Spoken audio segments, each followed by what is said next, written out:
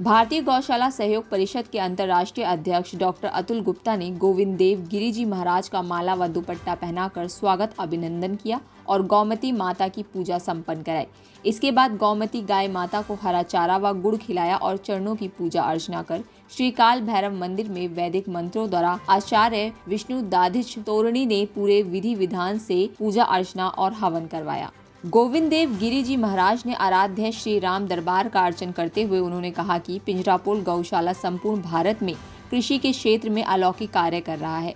महाराज श्री ने स्टीविया के पौधे व औषधियों के अनंत प्रयोग मानव जीवन में गौ कृषि के द्वारा राष्ट्र निर्माण को अहम बताया। डॉक्टर अतुल गुप्ता द्वारा 5000 वर्ष पूर्व लिखे गए वेद महर्षि चरक द्वारा चरक संहिता की ओरिजिनल प्रति महाराज श्री को भेंट स्वरूप प्रदान की, जिससे कि उनको अत्यंत प्रसन्नता की अनुभूति हुई। भारतीय गौशाला सहयोग परिषद के अंतर्राष्ट्रीय अध्यक्ष डॉक्टर अतुल गुप्ता द्वारा लिखी गई पुस्तक का विमोचन किया और महाराज श्री गौ आधारित उत्पादों का अवलोकन भी किया। इस कार्यक्रम में पिंजरापोल गौशाला समिति के सभी कार्यकर्ता उपस्थित रहे। यहाँ 300 प्रकार की जड़ी बूटियों की खेती हो रही है और यहाँ पे गौ आधारित कृषि को बढ़ावा दिया जा रहा है महाराज श्री। और मैं आपके चरणों में एक बात कहना चाहता हूँ। 2 करोड़ औषधीय पादप हैं। यहाँ पर इस समय 2 करोड़ औषधीय पादप लगा चुके हैं। पेड़ पौधों से बात करते हैं डॉक्टर अतुल गुप्ता जी, केचुओं से बात करते हैं और हजार मतलब दुनिया में जितने बैक्टीरिया हैं वो सब यहाँ पर मौजूद हैं। एक लाभ पुस्तकें लाओ। अच्छा महाराज श्री, यहाँ से गाय का गोबर दुनिया में पहली बार 192 टन कुवैत राष्ट्र के अंदर भेजा गया। ये दुनिया का पहला एक्सपोर्ट, हाँ पहला एक्सपोर्ट। अब तो और HSN कोड भी उसके बाद जारी है। एक पुस्तक लिखी है, दुनिया की अद्भुत पुस्तक है। हाँ ये तो आप चरक संहिता, ये आपके लिए भी खोलिए चरक संहिता है। 5000 वर्ष पुराना ये वेद है। मैंने कल बोला ना, आयुर्वेद वेद का अंग है।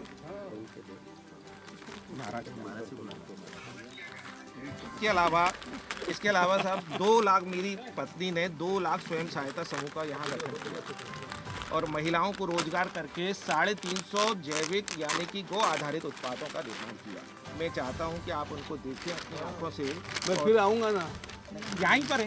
मैं एक पूरा दिन बिताऊंगा यहाँ पर। बहुत बढ़िया। ये चरक संहिता, ये 5000 वर्ष पुराना भगवान की जय हो। ये पुस्तक जो मैंने लिखी है ये अंतर्राष्ट्रीय पुस्तक है। इसको पूरे देश और विदेश में आपदाम भरतारम दातारम सर्वसंपदाम लोकाभिराम नमाम्यहम्। Commercial cultivation of medicinal. Hindustan में जो औषधीय पौधे पिछले 25 सालों में खेती कर करके हमने एक तय लिखा है और इसके अलावा इनका बहुत बड़ा मार्केट जो है वो इस्टेब्लिश किया है। गुरुजी ट्रेनिंग देते हैं और गौशालाओं को स्वावलंबी बनाने का हमारा लक्ष्य है। और अभी पूरे देश भर में लगभग 75,000 गौशालाएं इस तरह की व्यवस्था से जोड़ने का हमने इसको लक्ष्य बनाया है। काली हल्दी मतलब गाय के गोबर से लाख। कुल मिला करके मेरे ध्यान में ये आया कि यहाँ पर आने के लिए 1 घंटा पर्याप्त नहीं था। मैं आगे 5-6 घंटा समय निकाल करके आऊँगा और आपसे ज्ञान ग्रहण करने का प्रयास करूँगा। लाख और गोबर 40% गाय का गोबर है इसमें और 1000 प्रकार की डिजाइन तैयार की है। 3000 लोगों को पेट आपको लगेगा चीनी से बहुत ज्यादा मीठा है। चीनी का अल्टरनेटिव। हाँ चीनी का, ये डायबिटीज के मरीजों के लिए तरीके से एक चमत्कारी पौधा है। डंका आज पूरी दुनिया में गूंज रहा है। आज आपने यहाँ आए, गाय के महत्व को लेकर क्या कहेंगे? जयपुर से इतने समीप इतनी बढ़िया गौशाला, इतना सुंदर काम करने वाली देख करके मेरा मन हरा भरा हो गया। मुझे पछतावा इस बात का हुआ कि मैं इतने वर्षों से राजस्थान आ रहा हूँ, लेकिन मैं यहाँ पर क्यों नहीं आया। इस गौशाला में जिस ढंग से गौ माता की सेवा की जाती है और गौ माता के उत्पादों का जिस प्रकार से निर्माण किया जाता है, उसके साथ साथ जिस प्रकार यहाँ पर औषधियों का निर्माण किया जाता है जो आयुर्वेद के लिए अत्यंत उपयोगी है, ये सब देख करके मैं तो आज अब अत्यंत अभिभूत हूँ। गौ माता हमारा चलता फिरता मंदिर होता है। हम भगवान श्री कृष्ण की उपासना करते हैं।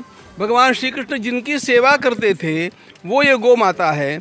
इसलिए हम ऐसा ही कहेंगे कि इस गौ माता की सेवा सभी के लिए अत्यंत उपादेय है, हमारे द्वारा भी होनी चाहिए। और आज यहाँ पर एक विशेष बात, इस गौशाला के अंतर्गत ही एक वेद विद्यालय स्थापन करने की बात चली है। और इसलिए हमारे गुरुदेव कहा करते थे, वेद बिना मति नहीं और गाय बिना गति नहीं। ये दोनों बातें यहाँ पर साकार होगी, ये गोविंद देव भगवान की कृपा है, ऐसी मेरी मान्यता है। धन्यवाद।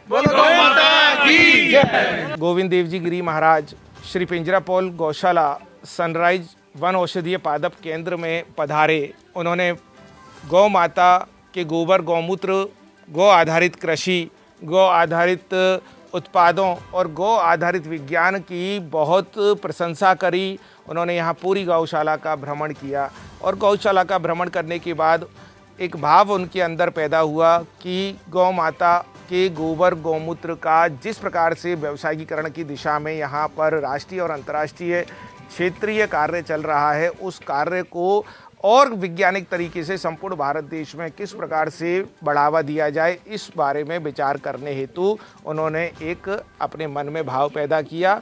साथ में जितने भी वेद विद्यालय उनके द्वारा चलाए जा रहे हैं, लगभग 37 चलाए जा रहे हैं, उनके साथ भी किस प्रकार से गौ माता को और गौ माता के गोबर, गौमूत्र अच्छा और व्यावसायीकरण की दिशा में कैसे कार्य किया जाए, इसलिए उनका एक भाव पैदा हुआ। और ये बहुत ही आनंद का विषय है। और शीघ्र ही हमने एक 9 तारीख को 9, 10, 11 को राष्ट्रीय स्तर गौ आधारित कृषि, औषधीय पादपों की कृषि को लेकर के राष्ट्र स्तरीय जो महोत्सव रखा है, उस हेतु भी महाराज श्री को निमंत्रण दिया और उन्होंने बहुत आश्वासन दिया है कि वो इसके लिए समय जरूर देंगे। हमारी इच्छा है कि गौ माता को किसी भी प्रकार से राष्ट्रमाता का दर्जा मिले और गौशालाओं में गौशालाओं को एक मंदिर की तरह जल्द से जल्द बनाया जाए, ऐसा हमारे भाव उनके माध्यम से आदरणीय प्रधानमंत्री तक पहुँचे, ऐसी हमारी इच्छा है। जैसा कि अतुल जी ने बताया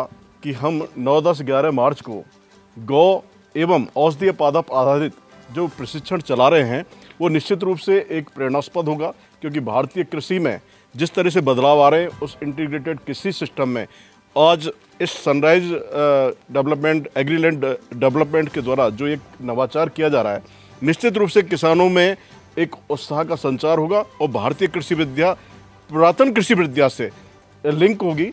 और इसको हम ये कहेंगे कि Confluence with ancient and modern science in the sense of हमारी जो एंशिएंट एग्रीकल्चर है उसके साथ लिंक होगा। मैं शिव रतन चितलांगिया, मुझे यहाँ का कार्य संभालने का सुअवसर प्राप्त हुआ है और गौशाला में मैं महामंत्री के रूप में अपनी सेवाएं दे रहा हूँ।